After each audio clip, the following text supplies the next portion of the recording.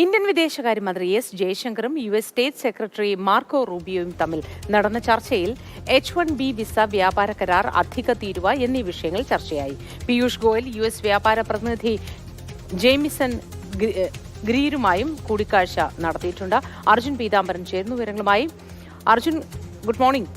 ഈ കൂടിക്കാഴ്ച ഏതെങ്കിലും തരത്തിൽ ഫലപ്രദമായി ഗുണകരമായി ഭവിക്കാനുള്ള സാധ്യതയുണ്ടോ? മറ്റെന്തൊക്കെ കാര്യങ്ങൾ ചർച്ചയിലേക്ക് വന്നിട്ടുണ്ട്? വിശദ വിവരങ്ങൾ എന്താണ് അർജുൻ? മോത്തി രണ്ടുപേരും, അതായത് എസ് ജയശങ്കറും അതുപോലെ തന്നെ പീയൂഷ് ഗോയലും, ഇവർ രണ്ടുപേരും അടുത്ത ഒരാഴ്ചക്കാലം കൂടി അമേരിക്കയിൽ തുടരുന്നുണ്ട്.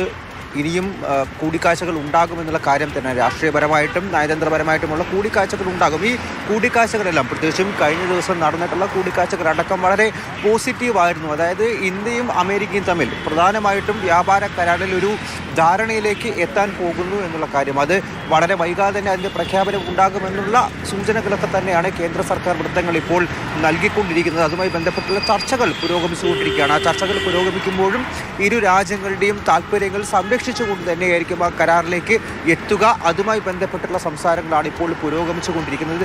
നിലവിൽ ഇന്ത്യ US ബന്ധത്തിൽ സംഭവിച്ചിരിക്കുന്ന വിള്ളൽ അത് ഈ വ്യാപാര കരാറും അധിക തീരുവയും ഏറ്റവും അവസാനമായിട്ട് H-1B വിസയും ഒക്കെയാണ്.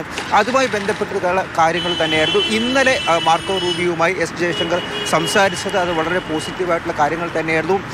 പ്രധാനമായിട്ടും നമ്മുടെ പ്രധാനമന്ത്രി നരേന്ദ്രമോദി അതുപോലെ തന്നെ ഡൊണാൾഡ് ട്രംപ്, ഇവരുടെ ബന്ധം, അവർ നടത്തിയിട്ടുള്ള സംസാരങ്ങൾ അതിലൂന്നി ഒരു ധാരണയിലേക്ക് എത്താൻ സാധിക്കുമെന്നാണ് നിലവിൽ പ്രതീക്ഷിക്കുന്നത്. എന്തായാലും ഇതിൽ ഒരു തീരുമാനവും പ്രഖ്യാപനവും ഒന്നും തന്നെ ഇതുവരെയും വന്നിട്ടില്ല, ഒരു ഔദ്യോഗിക അറിയിപ്പും വന്നിട്ടില്ല. പക്ഷേ ഓഫ് റെക്കോർഡായിട്ടും അല്ലാതെയും എല്ലാം തന്നെ അമേരിക്കയിൽ ചർച്ചകൾ ഇപ്പോൾ പുരോഗമിച്ചുകൊണ്ടിരിക്കുന്നുണ്ട്. അതെല്ലാം തന്നെ ഈ സെപ്റ്റംബർ 16-ാം തീയതി ഇവിടെ ഡൽഹിയിൽ വെച്ച് US സംഘവും അതുപോലെ ഇന്ത്യൻ സംഘവും നടന്നിട്ടുള്ള ചർച്ചയുടെ തുടർച്ചയാണ്. പ്രത്യേകിച്ചും വ്യാപാര കരാറിനെ സംബന്ധിച്ചും അത്തരത്തിലുള്ള ചർച്ചകൾ തന്നെ എന്തായാലും ഇപ്പോൾ പുരോഗമിച്ചുകൊണ്ടിരിക്കുന്നു.